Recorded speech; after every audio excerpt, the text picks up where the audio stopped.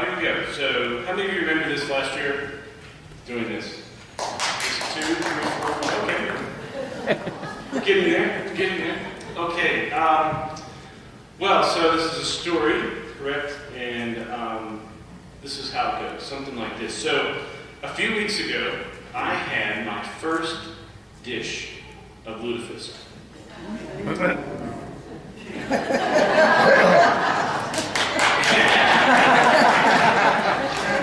And it wasn't nearly as bad as I thought it would be. And I can see why folk would want to preserve a tradition and eat that once. Once a year.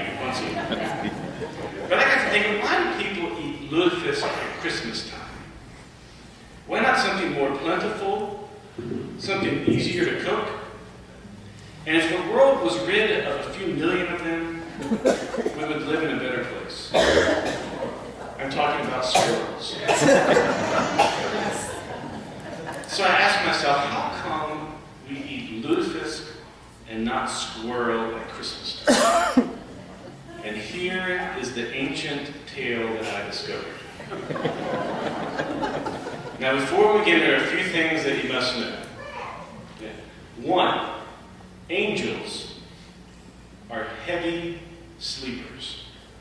Now, you may keep heavy sleepers. You just cannot wake them up. In the hymn that we first sang at the choir, that the choir did as an intro, I don't know if you noticed this, but on the third line to the bottom, it says, cherubim with sleepless eye. That's historically inaccurate.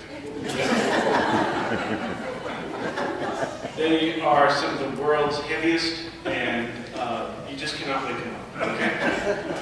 Second, angels are terrible at rhyming. They cannot rhyme. 3, as we tell the story, not every line will rhyme true. So I know you all know the song Wichita Lineman by Jimmy Webb. It was popular by Glenn Campbell, but remember that line. And I need you more than want you, and I want you for all time. And the Wichita lineman is still on the line. Now, did you hear that? Time and line do not rhyme technically. It's what songwriters call a faux or a lazy rhyme. Well, this morning, I have declared faux and lazy rhymes to be fine and dandy. Okay? And also on that part, do not expect a regular meter when it comes to this poem, okay? Now, 4, I will go in and out of between rhyming sentences and regular sentences. And it's just part of the way we're going to have to do this morning, so don't be part. And finally, this story, this tale that I have discovered is pretty all true. Okay?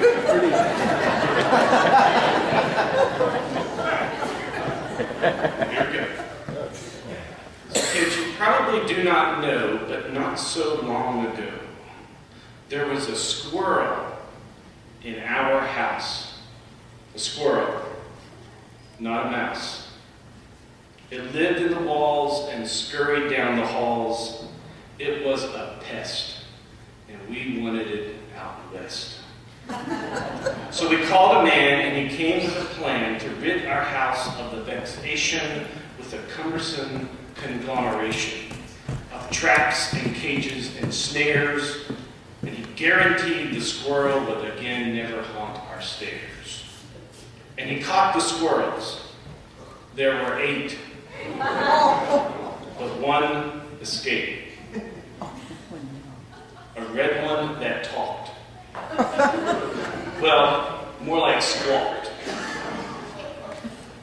Now, one day this summer, as I lay on my hammock and napped, after some time transpired, I awoke to the awful audio annoyance of a red squirrel squawking. Now, who here can squawk for me like a red squirrel?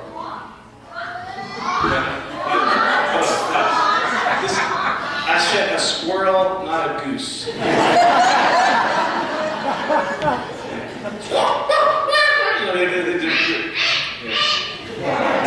Now we've gone over two-thirds. Okay, I looked around, and sure enough, there on the lowest lowest branch of the sugar maple was a red squirrel squawking at me, and it wouldn't stop. I tried to shoo her away, but she would not move. So I went back to sleep.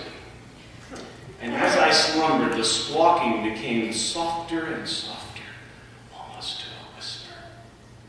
And in the whisper, there was a rhythm. And in the rhythm, there was a word. And this was what she said. Lutefisk. Lutefisk. That awful dish. Have you ever wondered why they eat that fish? On Christmas time and no other time? I have. Pray tell, my friend. She said, I will. It's a story I do commend. Long ago, before the cities of the earth were in form, squirrels for dinner at Christmas time was the norm. We were stewed, fried, sautéed, and boiled, and squirrel gravy was worth more than oil. Until the day Mary the woman and Joseph the man journeyed from Nazareth to Bethlehem.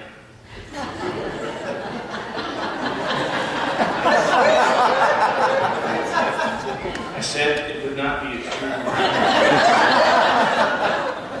They were on the run, full of fear, for soon out of the woman a babe would appear. They searched for a place to stay, but every innkeeper would say, Go away! Until one man offered his grange. And Mary said, We'll take it, as long as my child won't catch the mange.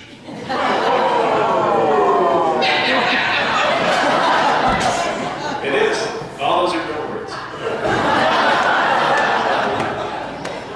What's a mange? You'll find out one of these days.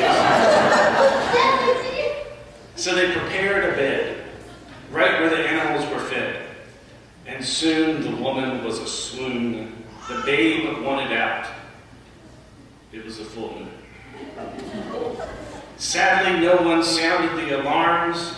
Oh, sorry, we'll get back on.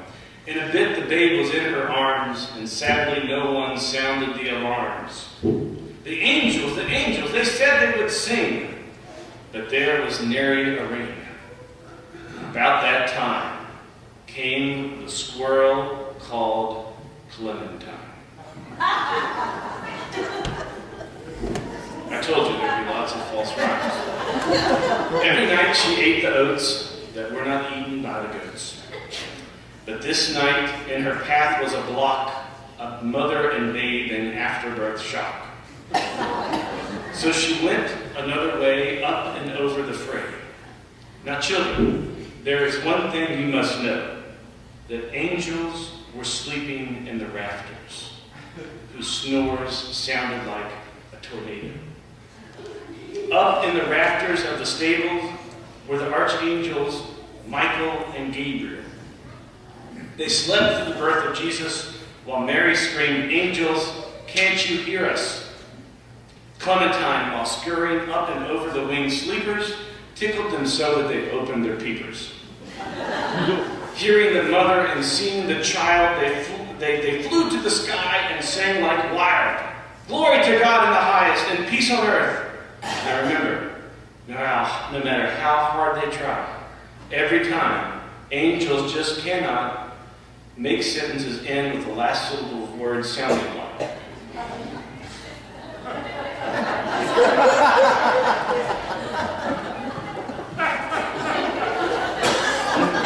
Think about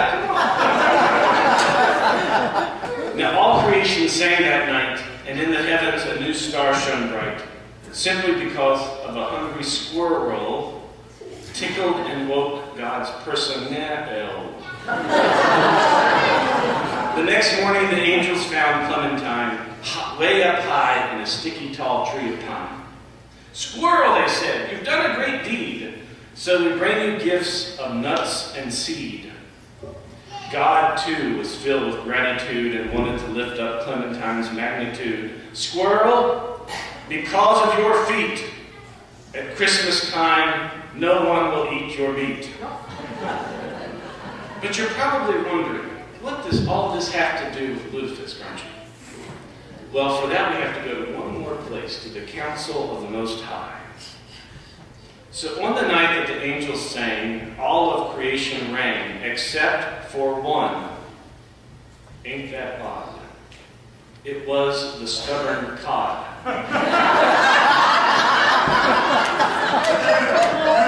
The cod was the only creature that refused to sing. So God cursed that awful thing. Cod, from now on you shall be the featured fish on each and every Christmas dish. But that is not enough. You shall also be soaked in that awful stuff. Lie, lie, lie. Because you would not comply. And that, kiddos, is why every Christmas time we eat Lutefisk and Not Squirrel.